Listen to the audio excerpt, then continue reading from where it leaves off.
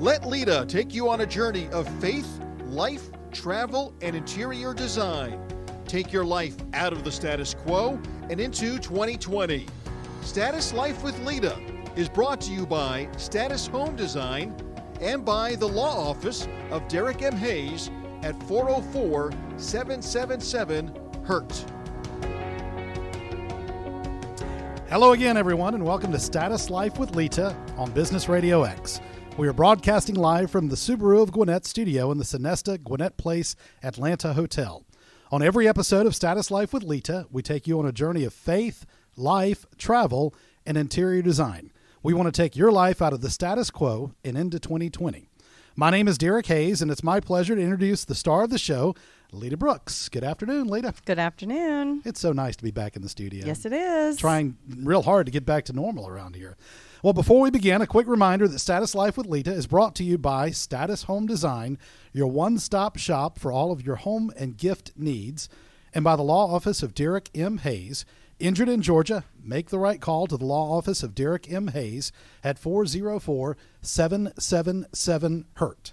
Well, let's get started. I want to talk about the store before we do anything else today. I know you're getting ready to open, so tell me about it. Okay, so, we're here in Georgia. Governor Kemp has not given the official thumbs up, green light on retail. What I was told is that we were going to be launched in a later phase, but everybody else is opening, right? We're just...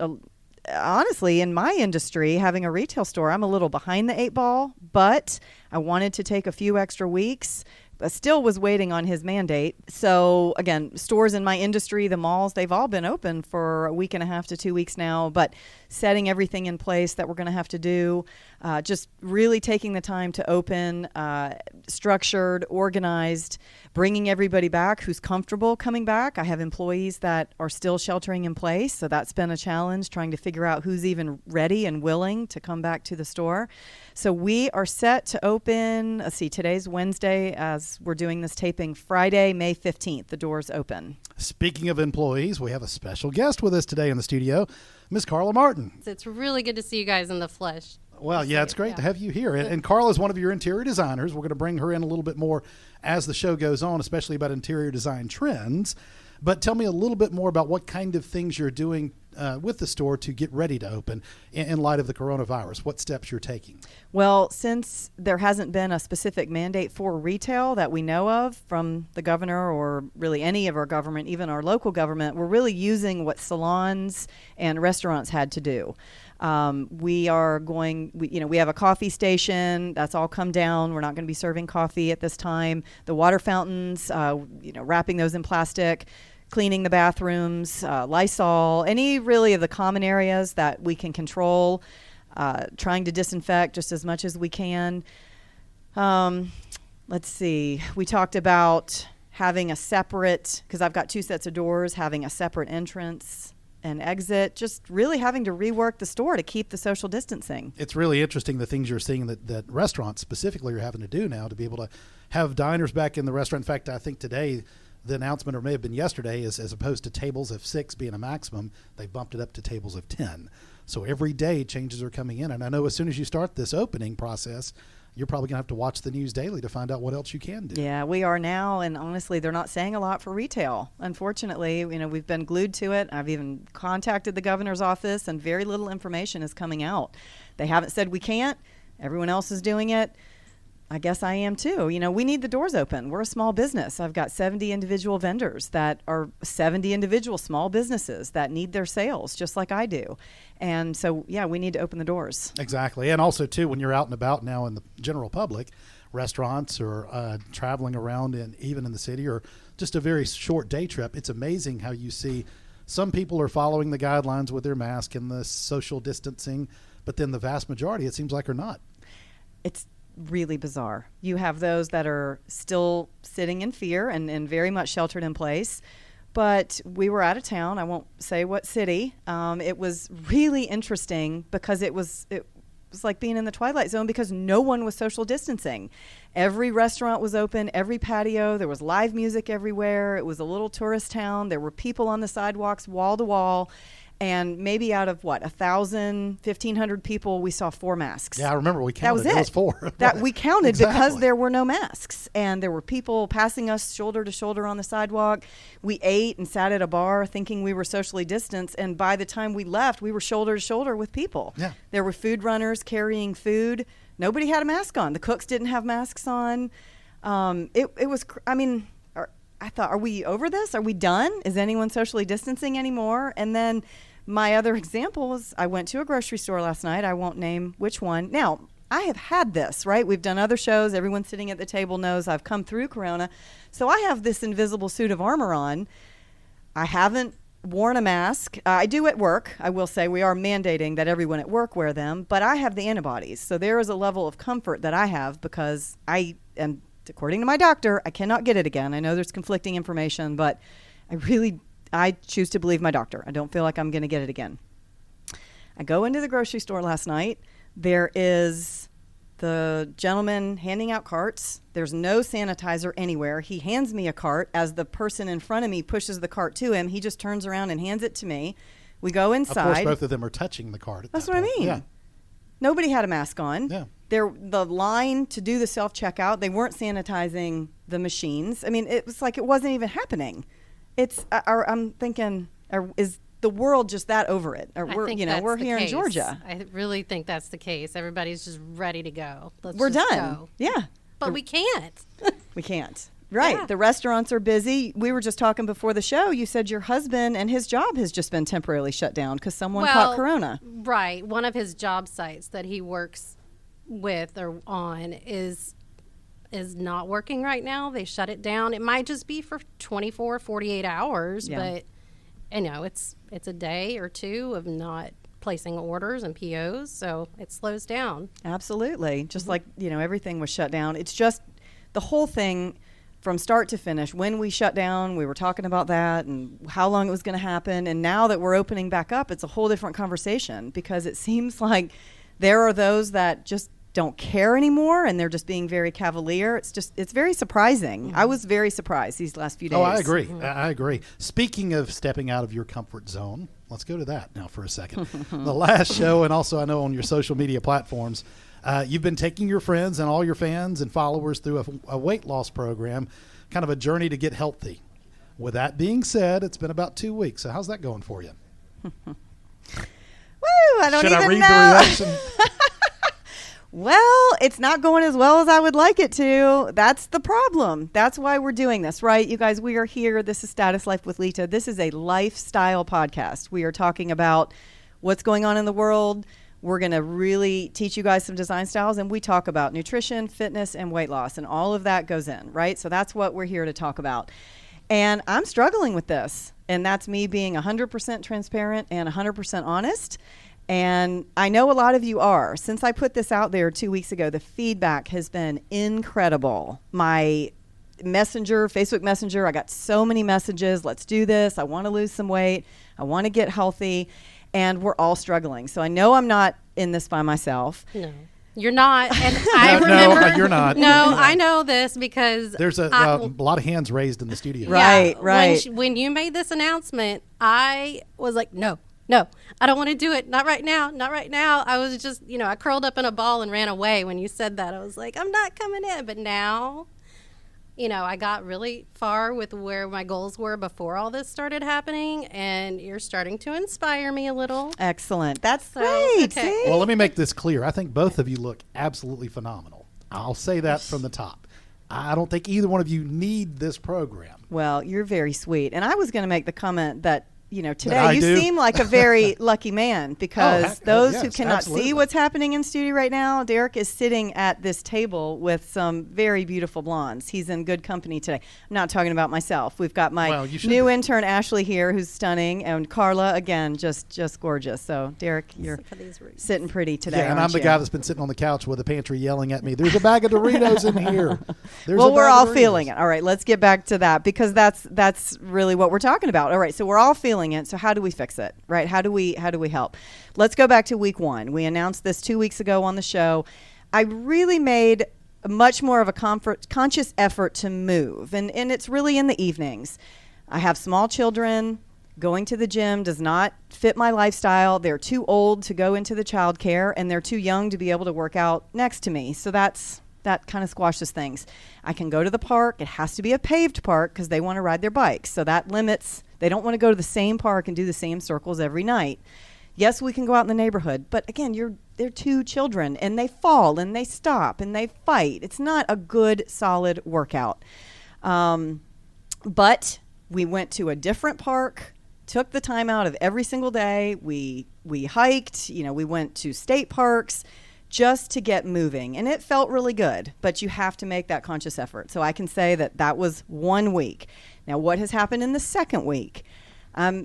I'm a business owner, and we are getting ready to open, and it has been a tremendous struggle for me getting back to work and still being teacher and still trying to make good food choices and finding the time to work out. And I think that is the struggle that we are all sitting in. We are all busy, and where does the time go, right? I think we all understand that. I know you understand, but it doesn't help my waistline.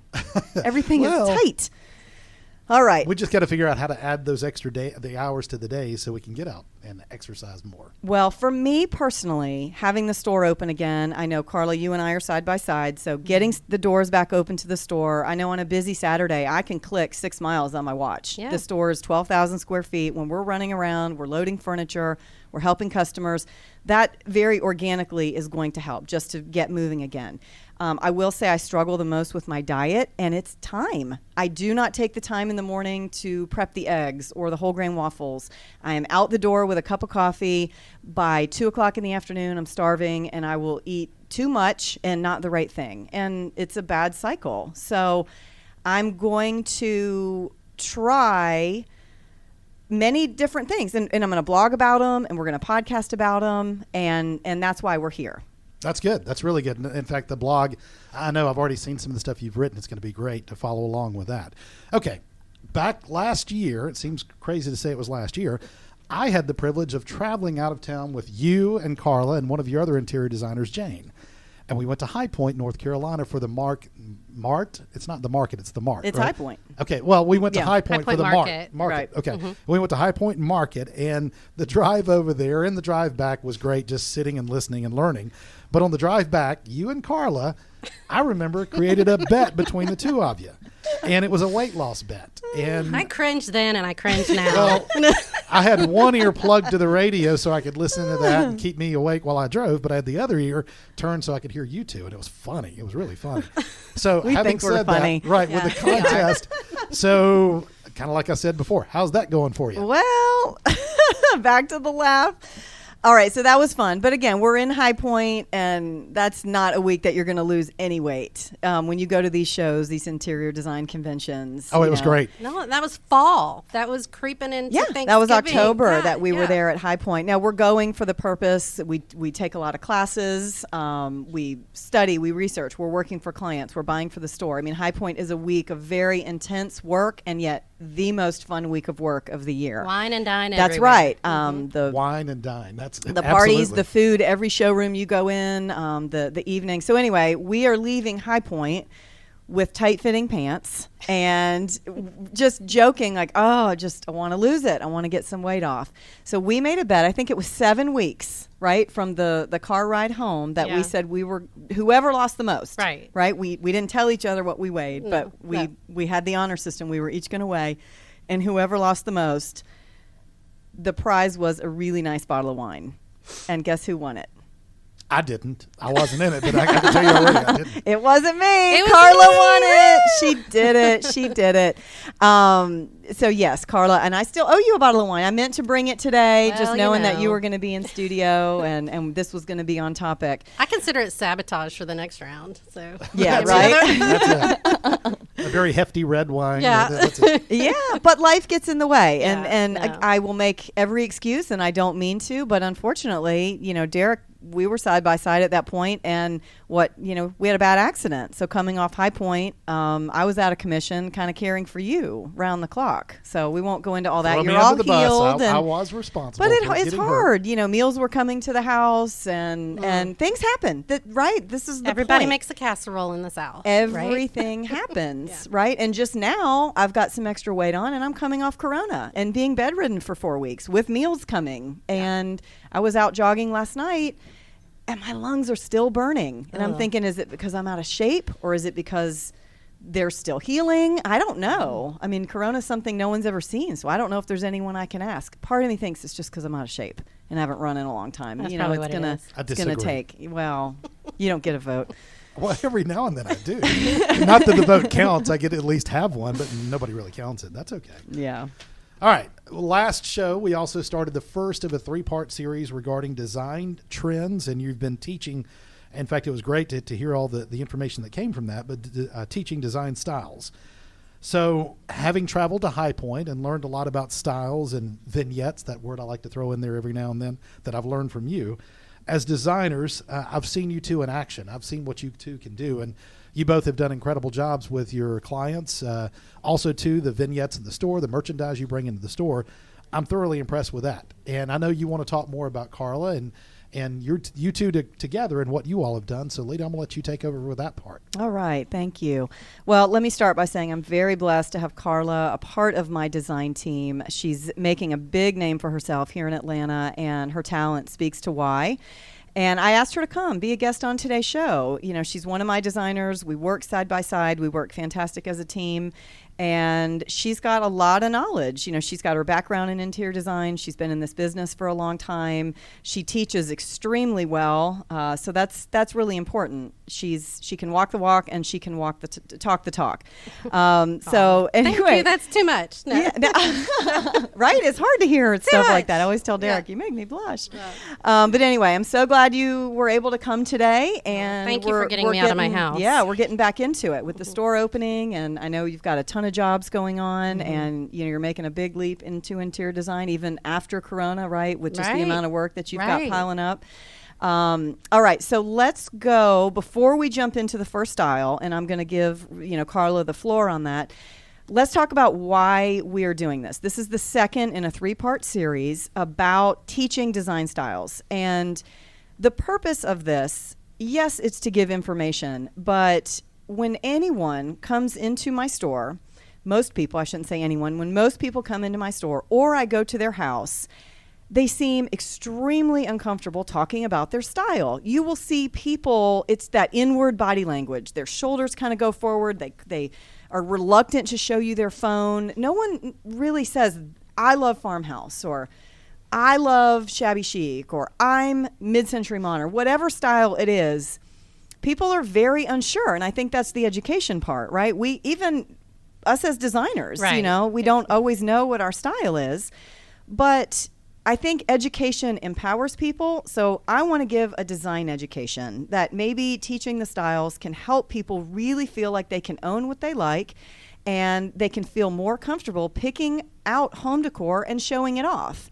So if you decide what your style is, and you're in TJ Maxx, or you're in Status, or you're online, wherever you live, and you're going to buy your merchandise, if you have the tools and you know what is specific to that style, you can stay more on point, as opposed to being all over the place, looking at 2 chairs and not being able to determine, okay, which one is transitional and which one is rustic. Right. And it is easy to get distracted when you see, this style and this style, and how am I supposed to move that together? When I go into a client's house, sometimes it's like, you've got several different styles here. Which one do you like the most? And if they don't like one more than the other, then it's easy to determine, hey, you might be eclectic, Yeah. So I think that's what I am, eclectic. Sports memorabilia and video arcade games and that kind of thing. So I guess I'm eclectic. I don't know what to say to that, because sports memorabilia, I don't know. It's so hard. You're eclectic, honey. Yes, that I is am. perfectly fine. We'll go with that. I don't think I'm eclectic. I think as a designer, I'm much more fine-tuned on my design style, and yet I had a very close friend of mine. She's not a trained designer, but she could be a decorator. She has the eye for it. Her house is always on point. And she came over, and we were having a glass of wine, and she said, "Oh, you're eclectic." And I thought, no, but yes, when you truly step back, it's like, well, I have a modern tray with a rustic corbel, with a farmhouse lamp, and I think it all works beautifully because I buy what I like. But she described me as eclectic, which was the way I'd never seen myself. Yeah, it happens. And I think I have the same way. I have a respect for all of the styles. I could be almost schizophrenic with it. One day I could have the mid-century modern and be happy with it, but it would be in the mountains maybe. And then the other, I would have a shabby chic cottage out on the beach, Yes. I mean, I could just dream up anything and want to live there. All right, so today we're going to kick off week 2 and jump back into our styles, and I'm going to give you the floor. You're going to start with French country. Oh, yes. Remember the days. Yes. In the 90s. That's the first thing I think of when I hear French country is back in my internship and interior design days through school, it was roosters and patterns like checks and golds and reds, and it was all the rage, and everybody loved it. Everybody loved it. You saw it too. Absolutely, because coming off of that style, when I first opened Status 5 years ago, consignment was going to be a big part of the store. That was part of the business model. And very quickly, I learned that everybody was getting rid of their roosters and their very dated French country. So it has evolved. So French country, from what you think of it, 5, 10, even older than that, when it was at the height of its style, has really morphed. And that's what you're going to really get us to what French country is today. Right. So the basics, the elements of it, you're going to have the curves, the Louis XVI chairs, the round with the fabrics on the back and the seats. You're going to have that. Really mixing rustic, natural materials with fabrics like toiles and stripes, calico prints. Remember gingham? That you've got to have that big mix of different textures and patterns. As far as like hardware is concerned, antique brass and oil rub bronze. Those finishes really tie it all in. So a lot more subtle on the finishes. Right. Nothing soft. Right. Nothing shiny, showy. You're not going to see chrome. Sparkly. No. You got to think of the French countryside. I mean, that's what you think of, a chateau. They're hunters. It's rural. So you think of that. You bring it into your home, but with a twist of sophistication. And that's what French country is to me. And now, instead of using those golds and reds, you still want a warm color palette, but you're using more neutrals, the grays and the grays. You don't have the gold on the walls anymore. You have the grays, and mixing that in with still the rustic, more natural materials, but in curved shapes and forms. And that's really the biggest difference. I think, too, of those French country chandeliers, they're not bulky. You think of those curves, but they've got those real skinny lines to them. What about crystals? Would you see anything like that? Maybe a little. I remember the beaded lampshades? Yeah? Yeah, that was all in there. Accessories, overly accessorized almost. And some people love that. They need their stuff. They need their accessories to express themselves. It's not something that I could live in. I would get overwhelmed in that space. Is sports memorabilia an accessory? I guess. In a man cave. I'm just making my notes as you're talking. Yeah. I want to make sure I put that in there. We'll get you a cabinet. Yeah. We'll get you a nice I'll cabinet. get people to sign it in French, and that And way you it'll can fit have- in. You can do really cool stuff with that. Okay, just checking. The problem is, and I roll my eyes, he knows I want to kill him for this, but there's so much. He doesn't have a small collection. Derek has an overwhelming amount of sports memorabilia, and I'm trying to part with it, and he doesn't want me to. And yet, where do I put it? You've got to really love it. And if you really love everything, you're going to have to figure out where you can put it. I'm even eclectic with my sports. I've got hockey, Oh I've my got gosh. baseball, I know, I've got football, I know. boxing. I cover all of them. Okay, so let's go back to what you just said. You've got to really love it. So you got to really love me to be able to part with some of the stuff. Okay, your designer and your person is telling you some of the stuff has got to go. Consignment at the store. I see it coming. you know? All right. So we are going to move into our next style, which is true rustic. Okay.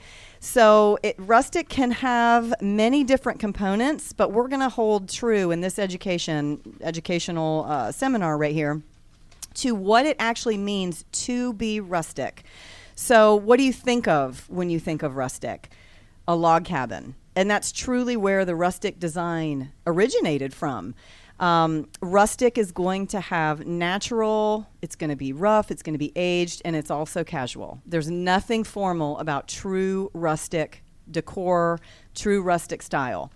Now, think of a farmhouse. Now, not the farmhouse style. We're talking about an actual aged farmhouse, the structure itself that was probably built in the 1900s or the 1920s. That can be rustic, not farmhouse. Okay, farmhouse has evolved into a style in and of itself. I think we hit on that last week when we were talking about the farmhouse style. So stay on rustic.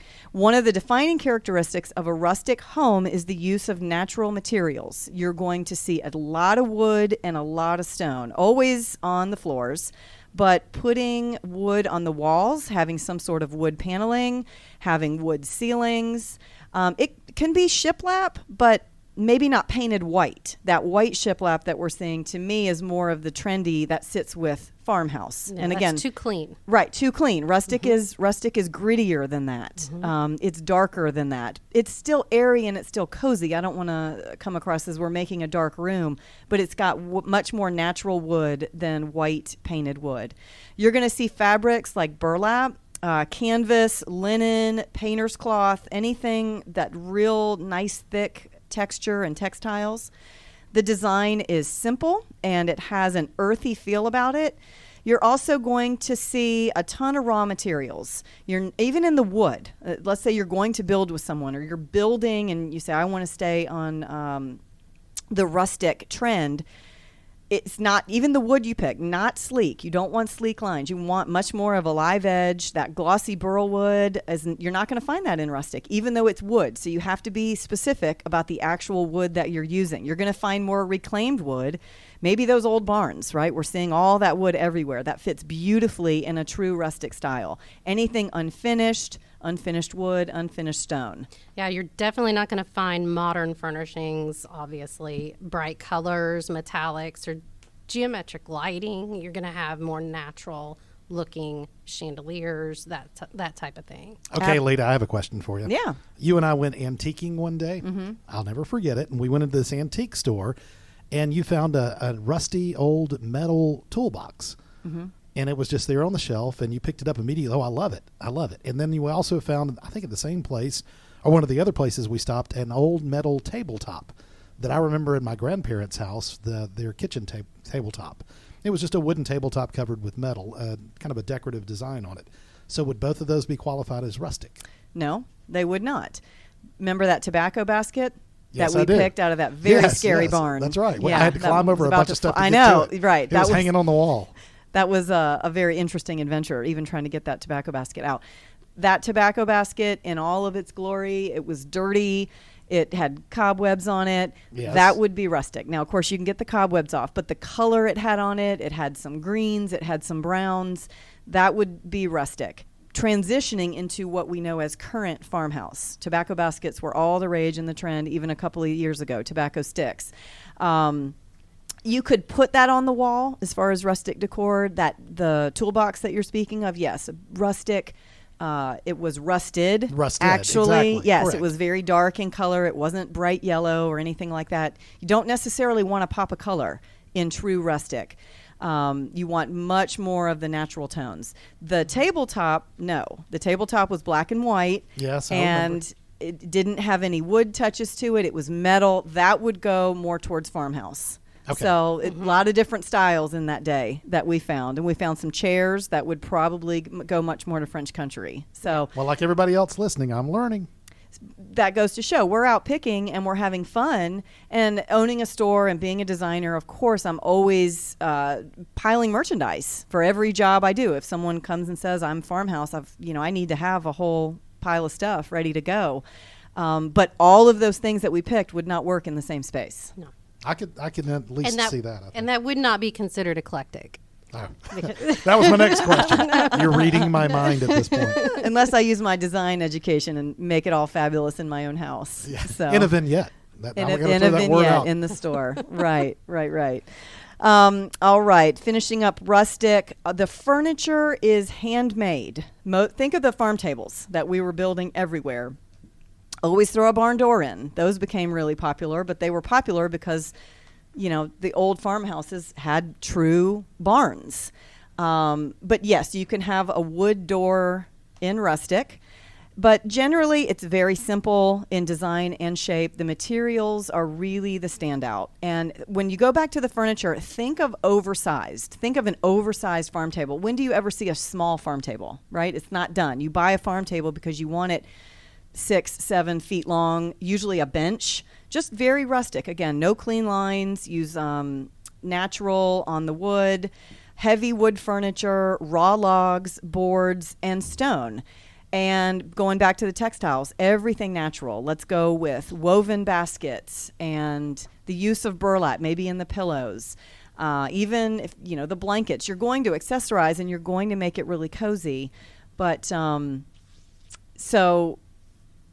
go to the fireplace. Right? Most rustic are going to see a huge oversized fireplace. That's one of the hot, design trends of rustic. That becomes the focal point of the living room. And the color palette, too, swings heavily towards the neutral. We already touched on that, but bringing the outside in, greens and browns and grays are common. You want warmth, and you don't want it to feel cold, obviously, and stark. Yep.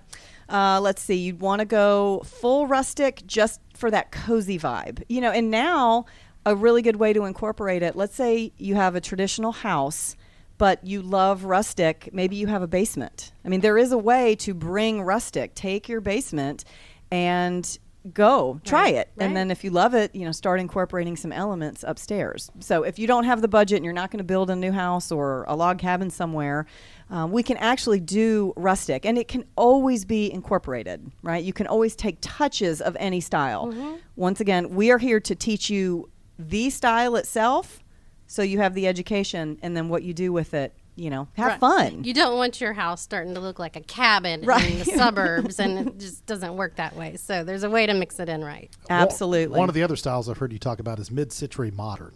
Mm-hmm. Can you tell me about that? So this is a complete 180 from rustic, all right? We're going to switch gears here. I'm going to give Carla the floor. She's going to go through mid-century modern. Yeah, so there's a common thread here with all three of these. All natural materials. You're going to have you want a cozy atmosphere. You want it to be warm. But in this aspect, the shapes are different. You're going to have more organic shapes, but clean and simple at the same time. Think of the egg chairs from the 70s, the Charles and Ray Eames chair. They're simple lines, pure forms. Think of heavily textured fabrics, the big nubby wool knits. As far as lighting, you're going to want like the Sputnik chandeliers with the more metallic, the silvers and the golds, the shinier metals. The bubble lights. Sputnik was a Russian spaceship, so they look like Russian spaceships. The era, okay, so Mad Men brought this all on. The TV show. The TV show. It started from there. Obviously, it was back in the 1940s to 1970s, but Mad Men brought it back. And I don't know. That's powerful. Yeah. That a TV show was able to regenerize an interior design style. Yeah. I mean, think of the bar cart that was going around the office. I don't know if y'all watched it. I didn't really watch it that much, but I just remember it coming, and there's so many. There was a bar cart in Mad Men? Yes, in the office. Oh. And that's one of the most popular pieces, even to this day, that we sell out of Status. Yeah. Everybody's looking for a bar cart. Yeah. Yeah. It's just one of those things. Anyway, and you mix that with the quirky accents. Think Andy Warhol, that sort of thing. So it all kind of blends together. But it was funny just to me to see that that's when it came back into the modern day. So People are liking to use that now. And last week we touched on boho, bohemian chic, right? Which we call boho chic. But these two can cross a little bit because I believe the furniture is very mid-century modern that fits into the boho chic style. Yeah, that's how they brought it, to the nines, I guess we could say. Yeah. You can still mix in those heavy textures. Unexpected color combinations too, you see a lot, like the plums and almost like a burgundy. So you take like the pastels and more of the jewel tones together, and you'll see it in a geometric pattern, and it's, they call that boho. So yeah. Well, maybe I'm daydreaming, but I'm sitting here running through my head all the TV shows. Yeah. And the styles in TV shows. I sure hope the Flintstones doesn't become a No, trend. I don't hope think not sitting on either. stone sofas would be that comfortable, but I did not know that about Mad Men. Yeah. Yeah, that's really neat. I'm trying to think of one that would, maybe we'll have to do a little research and we'll hit on a TV show for every style, but I'm trying to think of a TV show that would have had French country, who really honed in on that style. I don't know. I can't think of one. Well, what we do have is up on Status Life with Leta, and anybody that's been looking, I had a little glitch in my website, and I apologize. I've been working with my web guy. He got everything back up and running. But by this evening, photos and all the different styles that we are covering, you can go to the website and look at different pictures and get inspiration. But Carla, before I don't want to close up here because I want to make sure that you were finished with mid-century modern. Do you have anything left for us? Well, one of the big things too, if you really want to make a difference in your home and make it that mid-century look, you need to bust out the architecture, the large windows, and add big doors. The more you can see without obstructing the outside, the better. That's true. You think of those big walls of windows and Right. just minimal, those clean line furnitures on the other side. Right. Right? On all the movies and even So the not show the Mad arched Men. windows that No. you now have in big family rooms. No. They're just straight line windows. Just Absolutely. Not even No having window the treatments, no panes. blinds. no- Right. panes, Think of those yeah. homes from the 70s with just straight windows. Frank Lloyd Wright. Yeah, absolutely. Much more architecturally interesting. And then it all went to more traditional. We started seeing, especially here in the South, it was these brick 2 stories. Everybody has the shutters. Everybody has the same front porch. It just became a completely different look from mid-century modern.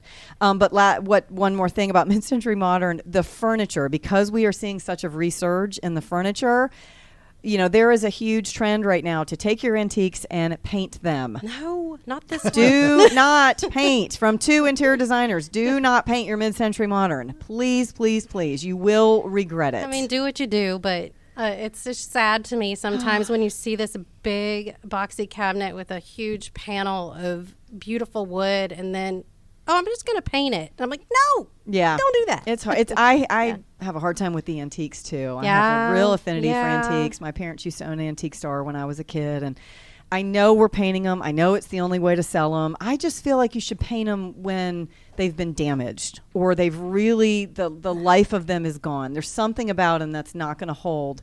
Give it new life. But if you have a beautiful piece, don't paint it just for the sake of painting it because it's going to come back. Yeah. It's all going to come back in style.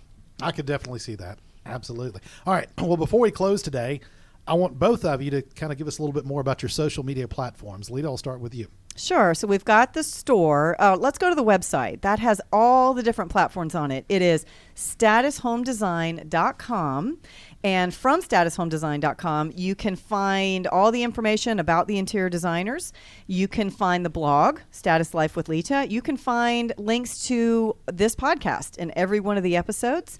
You can find the Status Market, which is our e-commerce store. So that one site is going to take you to all the different channels and everything that makes up the Status brand, really.